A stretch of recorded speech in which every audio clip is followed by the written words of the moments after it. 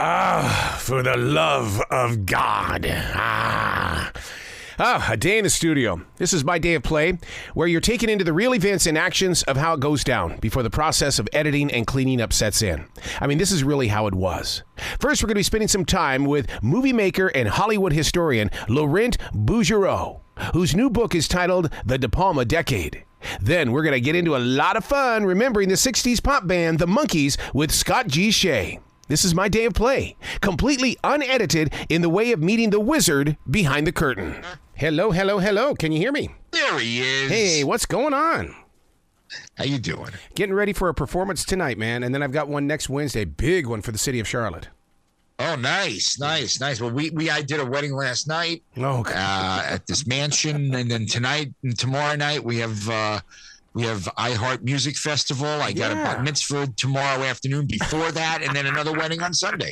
Yay. People will never understand our lifestyle. Never. They don't get it. Laurent, we're talking about mobile DJ work. Oh my God, awesome. All right, Aaron, you got a double. So 20 minutes, take it away. Wouldn't you say that Brian De Palma was the same exact way? He didn't know how to put away the toys. It was always about being on. Yeah, Brian De Palma definitely knew how to use his cameras and certainly put it to good use in those early years, especially where he was, defining a whole new way of talking about, psychic twins and horror thrillers and it's just really exciting. You know what's really exciting about your book and why it's so important to where we are in basically technology today is that I would love to know what Brian would do with today's technology if he had it back then, because he was taking equipment that was far too heavy, very expensive to get your hands on, and yet he made magic. Well, I would argue that the limitations sort of force them to be even more creative. Yeah. And Hitchcock was the same way, when he was making silent films, he was really pushing the envelope in terms of like, how can I express things visually so I don't have too many cards to read during my silent movies. So I would say that, but Brian is a scientist, his brain, is like a computer. And I think he would today, with today's technology, he would be pushing the envelope on how to use the tools. But the thing that you have to remember that is very different from anyone else is that the tools are at the service of the storytelling. It's not the other way around. And so he thinks in terms of stories and emotions and then applies his camera language to that. Wow. You bring up that storytelling. I mean, he was a screenwriter. He envisioned that before anything ever moved. He had to put it in words first. Correct. And sometimes, he wrote the scripts, or sometimes, for example, Carrie is based on Stephen King's first bestseller, Carrie. And that was not written by Brian, but he worked very closely, not only with the screenwriters, but he worked very closely with his actors. Yeah. And there's something in Carrie when Carrie's mom dies, and obviously in the script it just said she dies. In the book, she died of Carrie caused her to have a heart attack. Mm-hmm. Well, the actor in that scene is Piper Laurie, and she said to Brian before she headed out to the bathroom, actually in between shots, she said, "What if when she dies, she loves it?" Oh, and Brian said, "What?" And she came back and they filmed it, and you have this incredible scene where Carrie's mom is dying but seems to be enjoying death, and it's so unique and so provocative and so memorable that it shows how open he was as a filmmaker to embrace storytelling, even when coming from actors. Wow. I got to tell you, being a mobile DJ and doing high school dances even today, every gymnasium I step into, I think of the movie Carrie. That's the impact that movie has always had on me. Yeah, well, I can imagine why, because something pretty scary happens at the prom night. But yeah, that's what's amazing about those films. You think about Jaws, and you don't experience being in the water ever again the same way. So Care did to gymnasium, what Jaws did to the ocean, basically. Wow. When you stepped into the pages of creating this book, what were you hearing inside your heart? Because, I mean, you write in a way as if you were his best friend. Well, I write from the heart, actually. Yeah. I write from my emotions. I'm not, I'm not really a scholar. I'm not an historian. I'm interested in the emotion that one feels watching a film and how it influences you and how it informs your own personality and your own artistic life, really. So, I've had the privilege of knowing Brian for many years and talking to him through the years, and it's really something that has hopefully informed this book, and that it doesn't feel like a page from Wikipedia, Yeah. but it feels like something that is very much of a journey. For me, it was a journey. I discovered a lot of things about myself and my taste and my own life watching movies. So that's what I was trying to potentially share. You talk about having those conversations. I mean, this book has 3 decades of talks. And when I go into it, I got to be honest with you. I use a yellow highlighter because I want to come back to it. Because each time I come back to a page, I get a different interpretation. Well, thank you. That's great. But the way that you were able to put those into the storyline, I mean, it wasn't like sitting there listening to a bunch of sound bites on the newscast. I mean, you really bring us into the story. Well, I so appreciate it because I really did a lot of work on creating a structure for the book and each chapters, to be as engaging as possible and really give people a feeling that they were hearing from the people who made the films, and at the same time getting a perspective, which is my own, into how to watch those films so that you can have that experience over and over. You can read the book actually and just go to the quotes first, and then you can read the book and just going to my own text and getting a different perspective. So, I really saw the book as something that was like clay. You could experience it in different ways and over different types of exploration and reading. Yeah, I can totally see this book being a reference book. People that are doing Hollywood stories and things like that, referring back to the book. I just want those that use your book to credit who the writer is, and that is you, and then say something about it. Well, I appreciate it. Thank you. Yeah, because the writers never get the credit. They'll build the story about a certain person or a place, but they don't give the writer the credit that they deserve. You did the research. You've lived the life. Well, the same thing goes with directors. Oftentimes, I do a lot of films, a lot of documentary films, and very seldom is my name mentioned in connection to them. So I'm kind of used to it. I take great pleasure into making and writing and making films. And then, frankly, I'm on to the next thing. So I tend to not want to obsess too much about people's perception. As long as the work is out there, hopefully it gets viewed or it gets read, but you can't really get frustrated with that. So many fans of movies don't really go through the experience or the journey of putting everything together. We always hear of a film that it was sitting on the shelf for a little bit and then it hit the theaters. Did Brian have a movie that sat on the shelf because he just didn't feel it was it? Well, I mean, Sisters is a good example of that. It was first shown in 1972 to the public and really didn't really have a life for a while until a distributor picked it up the following year. So that sat on the shelves and it was not a sure thing, and eventually became a cult classic. So that's why I referenced to Sisters in 1972. because that was the first public showing, and that was gigantic.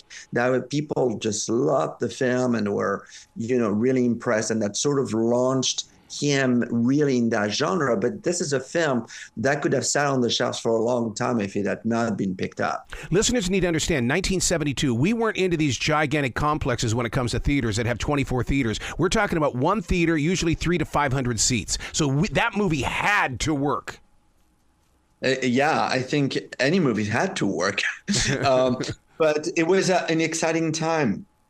All those great directors were emerging, a new generation. And the thing that I love about that generation of filmmakers, is that they were all influenced by the greats. They were influenced by Hitchcock and William Wyler and John Ford and George Stevens and so on. They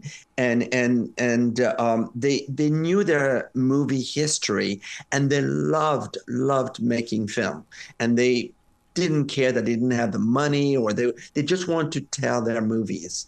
And I said tell their movies because they were telling stories in images. And the next generation of filmmaker that follows them is more influenced by commercials. Yep. And sort of like the MTV generation, the music, video clips. It's not the same. It's a different mentality. So you get movies that are that don't have the same reverence that generation had to film history. And that's why I think De Palma particularly, rises to the top, because he really loved cinema and did it for those reasons. See, that's the very reason why I think Kevin Costner's Horizon didn't take off, because people don't understand the format that people like Brian put into play, that making a big epic film. Yeah. Well, that's the struggle of every artist, and you unfortunately fall into a time where things are evolving and changing, and people's attention span, particularly new generations, is very short. So unless you speak their language in very specific terms, it's a challenge. And I think it's an educational thing. If you teach like young people whose brain is not necessarily formed to that type of language, but you really tell them a story slowly and really well, you will seduce them into a whole new world. But it's very hard to get them to even want to do that, So that's kind of the challenge that filmmakers, like you said, Kevin Costner, are facing today. I'm the weird guy that always believed that life started with Brian De Palma. And what I mean by that is that I didn't realize that he had inspirations before him. And then to read in your book that that some people said he was a Hitchcock copy. I was offended by that, but should I be offended? Well, I think it's like a double-edged thing, if I made a movie, I would want to be compared to Hitchcock. I wouldn't want to say you only quote from the best. But I think that the other side of that is sort of hinting at the fact that he didn't have a voice of his own, which I think is completely untrue and unfair.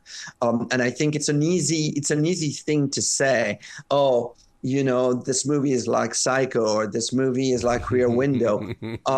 It's not. It's a next, evolution. Listen, today, what do we make? We make the exact same movie over and over. It's all sequels and prequels. Yep. And I mean, back in the 70s, The Godfather 2 and Jaws 2 were gigantic hits, but they were the first real sequels. There was no such thing as a sequel. Now it's a given. And it's not only a second, it's a third, a fourth, and, I don't know how many Fast and Furious they are, but a lot.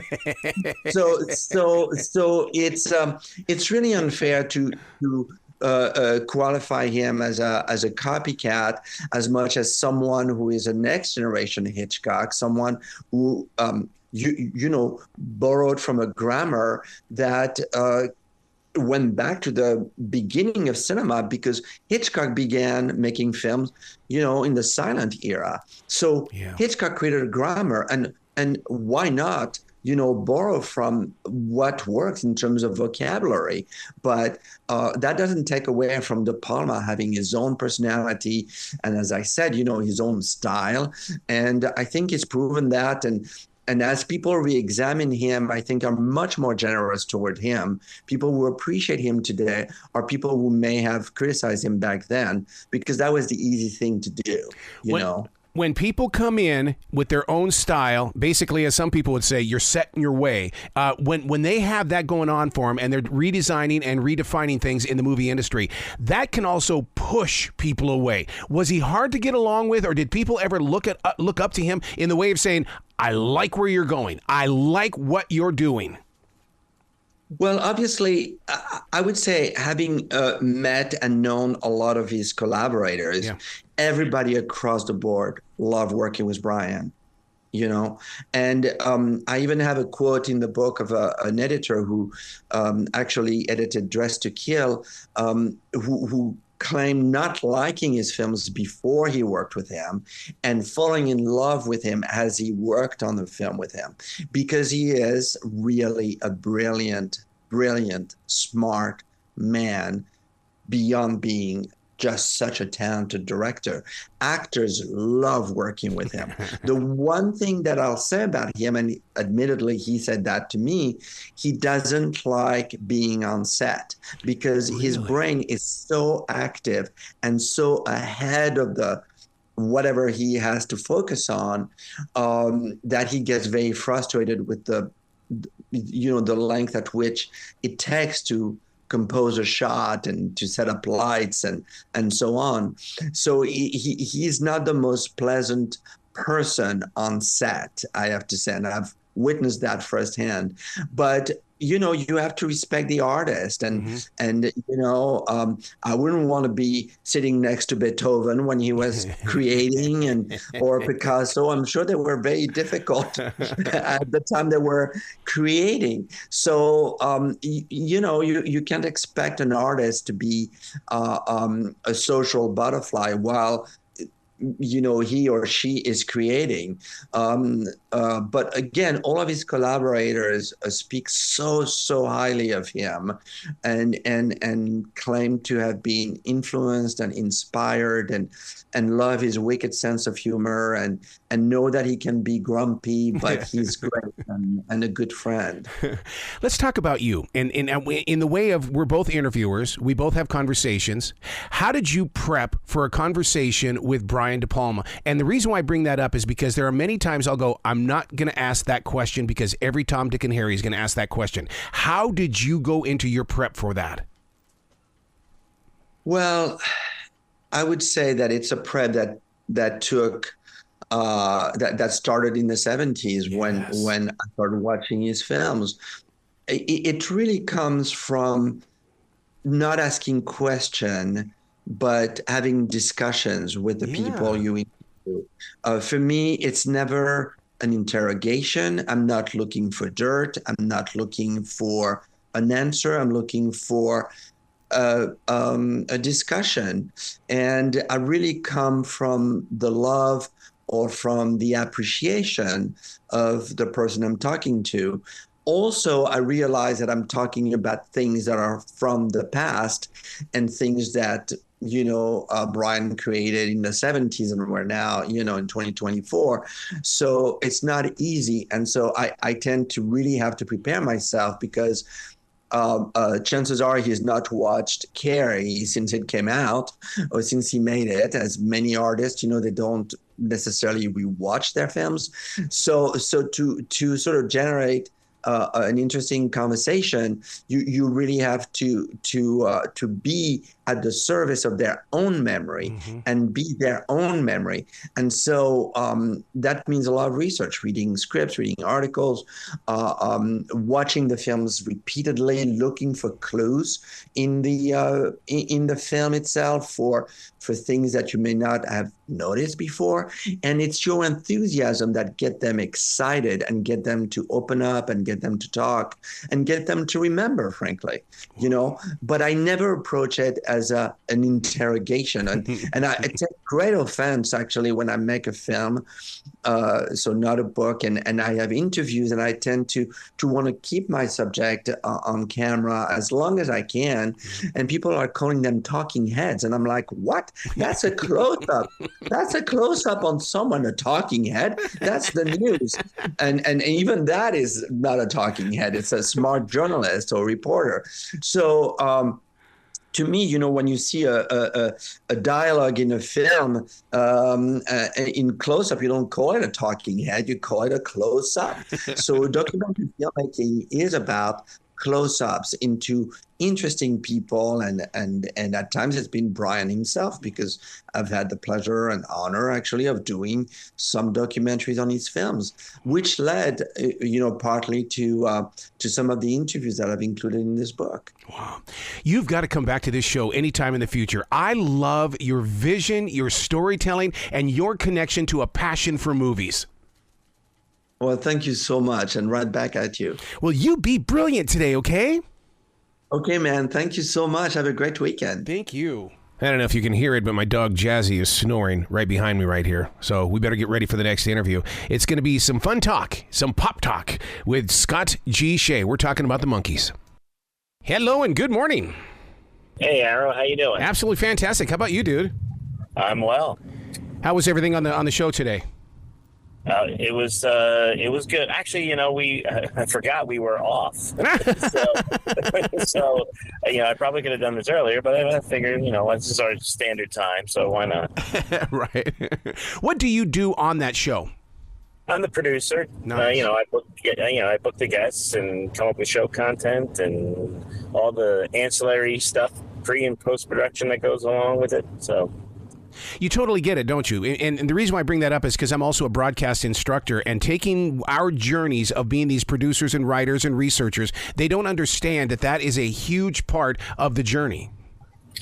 It is, yeah. I mean, the whole idea is to make it seem like it's kind of spontaneous, right? Like it's just extemporaneous thinking and talking, but there's a lot of planning that goes into it, and to make it sound slick and well produced. Absolutely. Well, I got to tell you, I've been in radio for 44 years, all because of the Monkees. They were my first 45s. I mean, stepping stone. I mean, I'm a believer. I would sit there in that room and pretend that I was Wolfman Jack over and over and over again. Well, you're speaking my language, man. It's the same. I don't say I'm in radio because of the Monkees, but I came along in the second wave in the 80s when MTV and Nick at Night were showing the reruns, and I just loved it. I just thought it was really good 60s music. I wasn't there for the first wave where they were being compared to the Beatles and everybody else who was coming out, and people saying they're a manufactured pop group. I just thought it was great music, and it was just fun to be able to see the guys pretend to sing and play along on the TV show. And to be with them personally, because, they were not afraid of their fans at all. They would let you get up there, shake their hand, and have real honest-to-God conversations.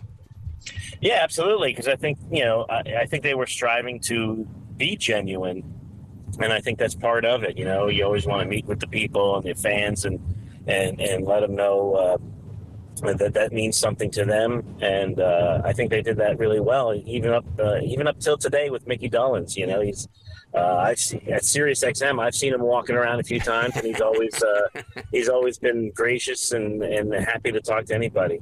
When it comes to the autographs of the Monkees, one of the things that I did it was after an episode with Peter Tork. It was like I put all the stuff away because I didn't want natural air to harm this piece of history. Yeah, right. He was quite an interesting guy. The first one to leave the Monkees, and really a prolific musician. But not the funny thing about Peter is he's so well known. I think it's really for that haircut. Yeah. But he didn't really produce a lot of material for their catalog. But the stuff he did produce is really good. Well, I got to tell you, I actually believe that I lost one of my jobs in radio because of Peter Tork. And the reason why is because Peter was there to visit with a jock on a different radio station in the building. And I went out and said, no, you come on our show first. Not a good move, dude. No. It created a huge war. You usurped the big show. I did. But see, they made themselves so readily available, especially when it comes to Mickey and Peter and Mike. Mike was a brilliant conversation. Did you ever go deep into his thoughts? Yeah, I've heard him. He's a really deep, super intelligent guy. And just an incredible songwriter. He would have, he's the only guy I know who has a song called Propinquity. It's like, and some of the words and stuff he did use were just incredible, and he always had these songs with these weird titles that had nothing to do with the song. But I love that, I love that about him. I always thought of that as being hidden speak, because a lot of writers will use hidden speak in order to keep the listener or the viewer away from what they're truly feeling. Yeah, and it was a real 60s thing, too. It wasn't he wasn't the only one to do that, but he probably did it the most, like Tapioca Tundra. And it's like you wonder how he came up with these things and what the hidden meaning was. I've never really been able to figure that out. The impact of the Monkees on my life personally, you would not believe that not even 2.5 feet away from me is Mike's book, Infinity Tuesday. It is always in this room with me every single day. I haven't read that one yet, but I really want to, because I love his story, and I remember, in those 80s years, really kind of being miffed that he didn't really tour with them. Yeah. He would make an appearance there, but he didn't really have to. He was loaded. He made good money from his songwriting, publishing, and from his enterprises. And I think his mom, when she died, she invented Whiteout. She did. She was worth about $50 million, and we're talking 1980. So it's probably, I think that factoring for inflation, I think that's like $10 trillion now. Wow. So what is wrong with me that I'm still not a fan of Daydream Believer? I don't understand this song, and it doesn't do anything for my memory maker. Well, it's funny. The big hits are never really my favorites either. A lot of them will initially draw me to a group, but and Daydream Believer is kind of like that for me. I like the song, and I can see its appeal. It's got a great melody and some really great lyrics, and people just love Davy Jones, especially girls. And it was written by Jon Stewart of the Kingston Trio. And I don't know, some of them just click, and that one did. And I can't explain it, but it does have a catchy melody, so I can understand why people like it. But it's definitely not in my top 10. Many of today's listeners, the younger generation, will never understand this. But when word got out that Davy Jones was going to be on the Brady Bunch, my God, I was in that living room. That was my Beatles moment, dude. Yeah, right. That was, and that's carried on. I remember there was a movie, I think High School High, I think it was. And it had John Lovitz. So it was just a stupid '90s movie, and he comes walking out on the stage in this high school where everybody's like into hip hop, and Davy Jones gets like a smattering of applause, but all the female teachers are just like rush to the front of the stage and they just start swooning over him. It's really funny, but he had it, man.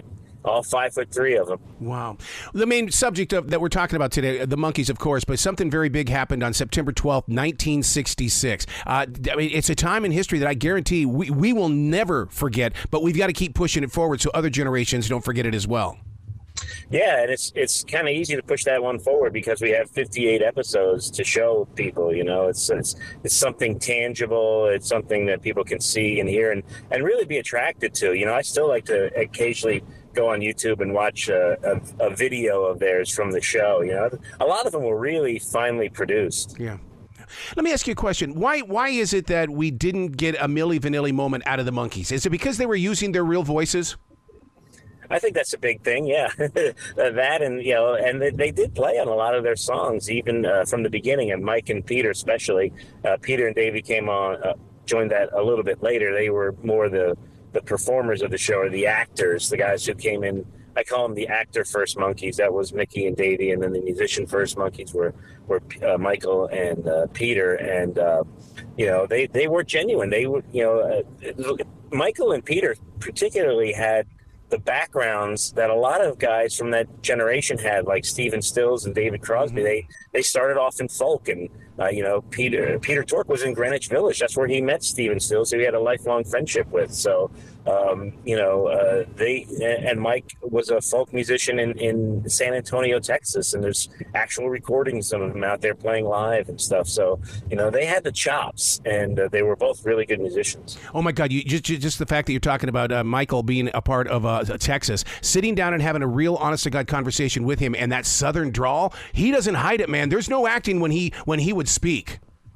No, I love it. I love his voice. Yeah, me too. And he had just a really great sense of humor. I mean, he was so funny, but in a super intelligent way, and a real thinking kind of way, where you had to do it. It's displayed on the show a lot. I mean, those guys were really good actors, even the ones, Peter and Michael, who, had no acting experience at all. Wow. Who came first, Neil Diamond or the Monkees? I guess when you factor in like the pre-fame era, they probably came around the same time, at least. Well, Neil was first as a professional musician because he recorded in the early 60s with some guy named Jack. I don't even remember his last name. They were Neil and Jack. But he had, he had some singles there before he hooked up with Jeff Barry and Ellie Greenwich and Bang Records with Burt Burns. Wow. He actually created an internet radio station that's dedicated fully to the Monkees. And the thing is that what he had to go through in order to make that a possibility and for it to continue today is mind-blowing. And to me, it's just part of the generation that was influenced by the Monkees. That's awesome. You should pitch that one to Sirius XM. Maybe have Monkees Radio. Really, because they have to play by the rules and things like that in the way that you can't go all out Monkees on the internet when it comes. And he breaks it down, and it's just to listen to how that passion comes out in him when it comes to that kind of stuff. Well, that's interesting to me because I do like, because on Sirius XM they do have Beatles radio, and it's not just the Beatles, it's all their solo stuff and it's just stuff that was influenced and stuff that influenced them. So to hear that with the Monkees would be quite intriguing, I think. Wow. Where can people go to find out more about what you do? Because you are a music historian. I mean, to me, you're like a modern day Casey Kasem and Dick Clark in one body. That's awesome. I wish I was Wolfman Jack, though. I wish I had that. Oh, baby. Baby, you got the Wolf Daddy show. Come on, baby. Oh! Yeah, right. Well, they can go to scottsheaauthor.com. It's Shea is spelled S-H-E-A. It's, a link to my book, All the Leaves Are Brown, How the Mamas and the Papas Came Together and Broke Apart. And also links to all my socials. I love it. You got to come back to this show anytime in the future, dude. You know that door is open. Thanks, Sarah. I appreciate it. Well, you be brilliant today, okay? You too, man. Okay, bye, guy.